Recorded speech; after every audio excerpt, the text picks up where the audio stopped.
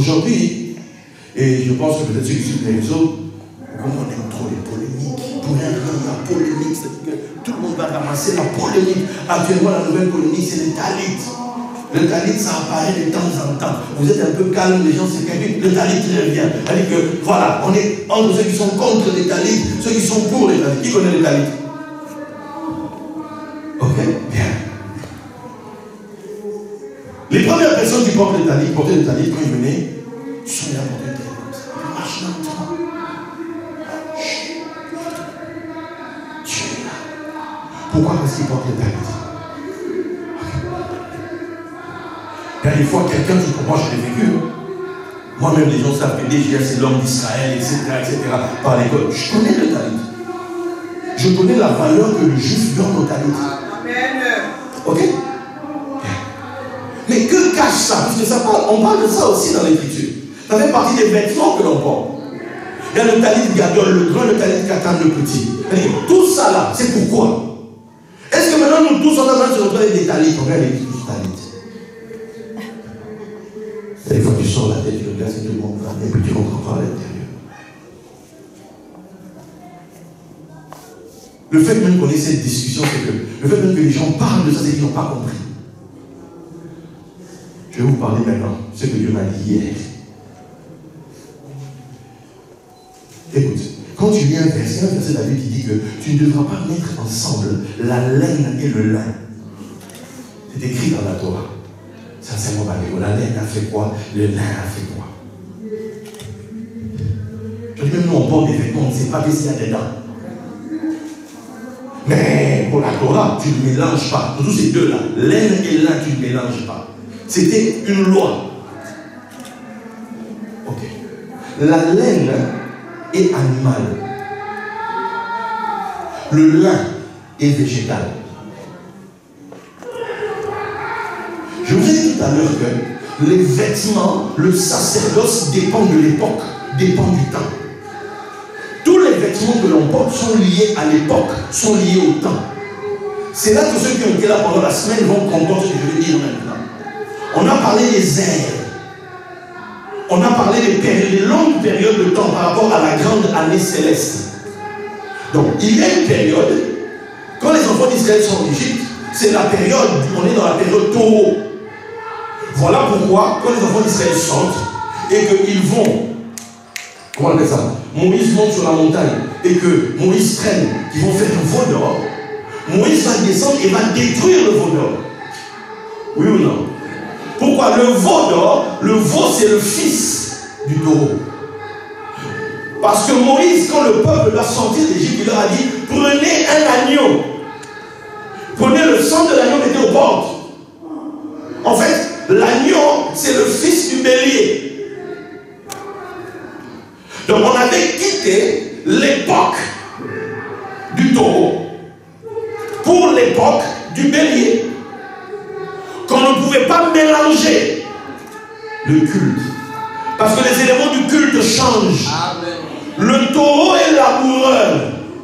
Le taureau sert à labourer la terre. Et c'est de la terre que sort le végétal. C'est de la terre que sort le lin.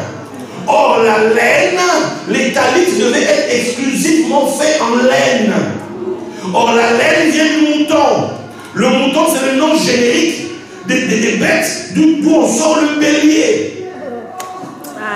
Porter le talit te ramène à l'ère du bélier. Est-ce que ça va dire? Est-ce que ça va dire? Est-ce que ça va dire me comprendre?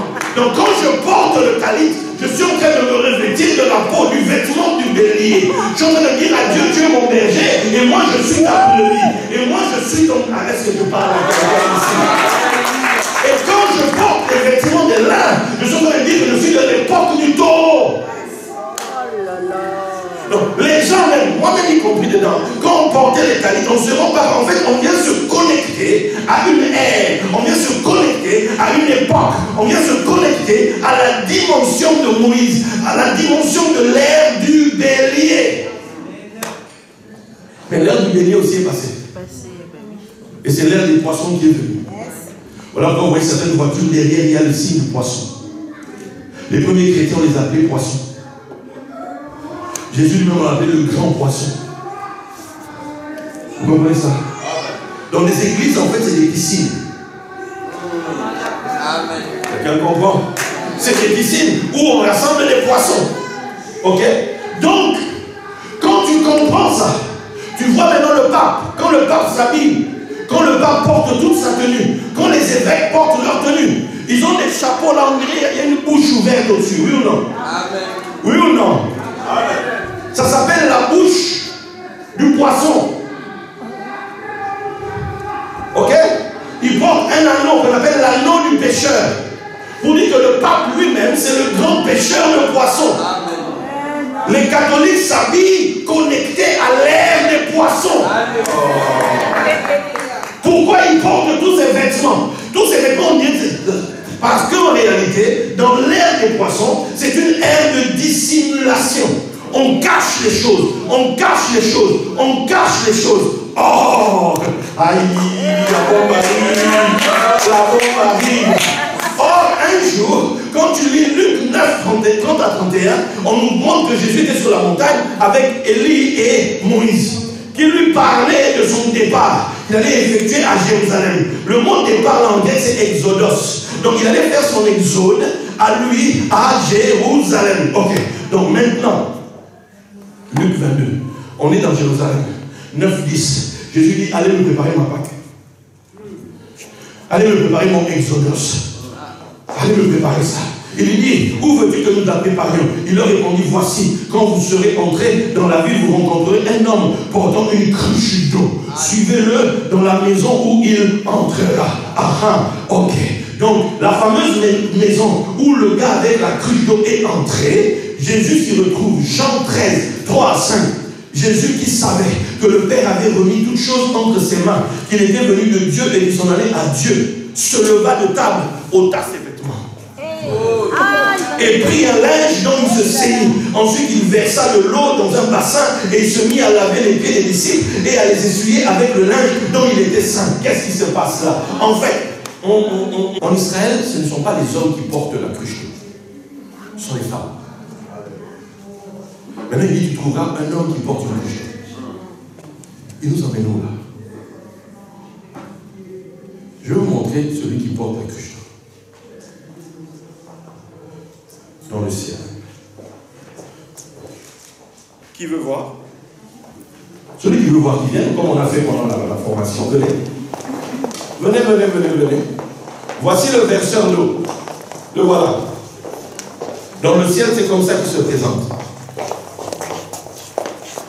Quand on dit verseau, le verseau c'est verseur d'eau. Vous voyez comment il est habillé? Il n'est pas nu là. Il a juste un vêtement à ses reins. Comme qui? Oh non, regardez bien. Je ne vois même pas les combats. C'est comme ça que ça se présente dans le ciel. Je vous ai dit pendant tous les cours ici que la Bible que vous lisez, ce sont des réalités célestes qui sont présentées de manière humaine. Et quand Christ dit qu'il doit faire son exode, il nous présente le changement d'air.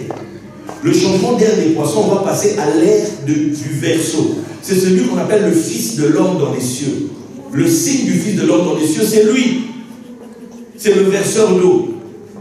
Or, à l'époque du verseau qui commence là, son soleil vient de naître. On a fait l'exercice l'autre jour, 1995 jusqu'à 2020. 2020, c'est le temps où le soleil du verseau est né. Et il va aller grandissant jusqu'en 2745, ce sera officiel. Ok? Donc nous changeons de période. Nous sommes dans un temps de shift. Qui m'a compris? Amen. Qui a vu? Amen. Tout le monde a vu? Allez vous asseoir, on va terminer. Tu n'as pas vu? Maman, le voilà. Tu as vu comment il est? Est-ce qu'il a un vêtement au-dessus? Il n'a que ça autour des reins, non? Voilà. Donc, vous voyez que certains s'habillent avec de la laine parce que c'est l'époque du bélier, l'agneau, aux portes. D'autres portent vêtements de lin parce que c'était l'époque du taureau. On ne mélange pas. Aujourd'hui, d'autres portent des vêtements avec des têtes de poissons parce que nous sommes dans l'ère des poissons. Mais la prochaine époque qui arrive, Ce n'est pas l'époque où on se réveille avec des vêtements, où on cache les choses. Non. À ce moment-là, ce qui compte, ce n'est pas l'apparence extérieure. À ce moment-là, ce qui compte en réalité, c'est ce que tu as à l'intérieur. Que tu aies le revêtement à l'intérieur. Il dit, celui qui croit en moi, des fleuves de vie vont jaillir de son sein. Écoute-moi, il ne s'agit pas de porter le talit ou de ne pas le porter. Il s'agit plutôt d'être revêtu de Christ. Il s'agit plutôt d'être revêtu de Christ. Parce que nous sommes à une époque, l'époque du dévoilement. L'époque où ce qui est caché doit être révélé. Jésus dit, les choses que je vous ai dit dans le secret, dites-le au-dessus des toits. Ça doit être proclamé. Les choses ne doivent plus rester cachées. Les choses doivent être révélées. Nous ne sommes plus à l'époque où on est couvert de laine. Nous ne sommes plus à l'époque où nous portons, où c'est le poisson qui est le style de vie. Non, nous sommes à l'époque maintenant où on doit ôter la couverture, où on doit ôter le vêtement, où on doit révéler ce qui est caché, où on doit révéler ce qui est caché, où on doit révéler ce qui est caché. Ne tremblez pas devant quelqu'un à cause de son accoutrement. Ne tremblez pas devant quelqu'un parce qu'il s'est habillé je ne sais comment. Non, tremblez devant lui si vous ressentez qu'en lui il y a un vêtement sacré. En lui il y a Christ. En lui il y a la révélation. Comment vas-tu laver les pieds des gens? C'est-à-dire leur montrer comment marcher dans les voies de Dieu.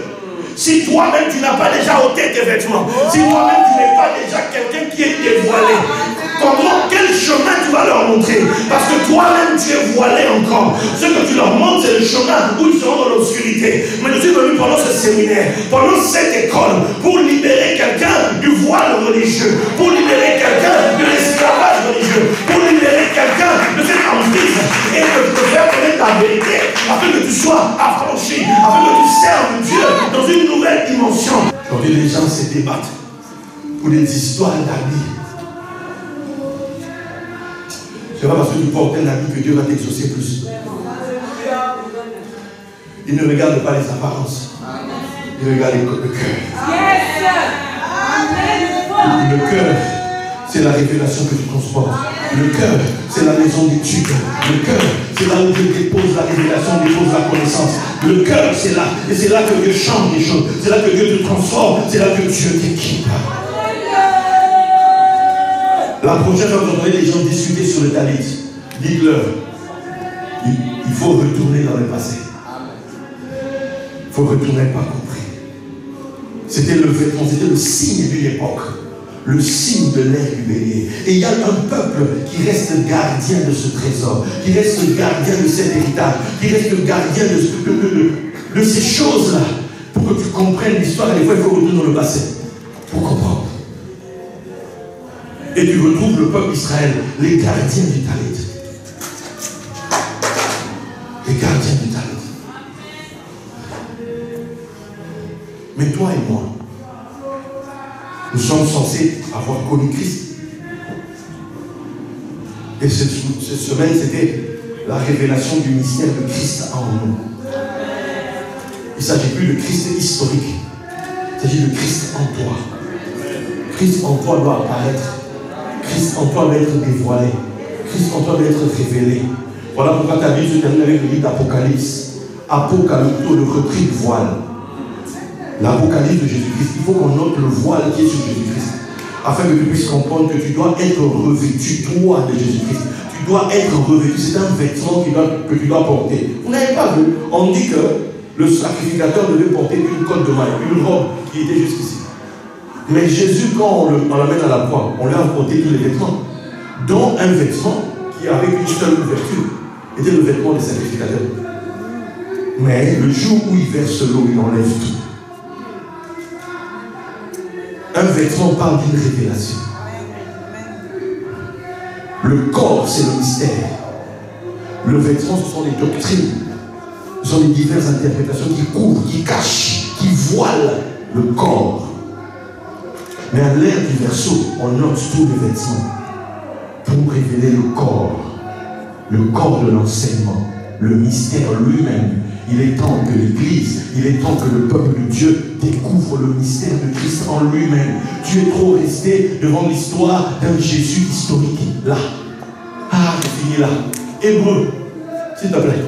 Hébreu 12.